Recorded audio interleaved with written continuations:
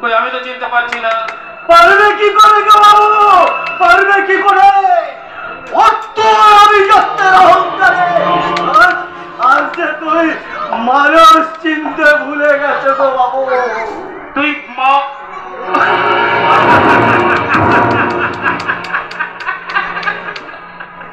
তোকে দেখে তো একটা ভয়ঙ্কর জানোয়ার বলে মনে হচ্ছে রে।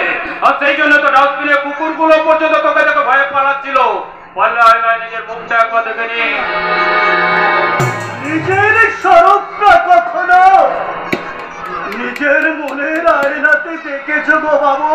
আমার স্বরূপ মানে? হ্যাঁ গো বাবু, হ্যাঁ। ওই তো শরীরটা তোমার মানুষের মতো হয়, কি হবে? মাথাটা বিলকুল হায়নার মতো। কি বললি? হ্যাঁ, ওই তো বাঘের মতো চঞ্চল।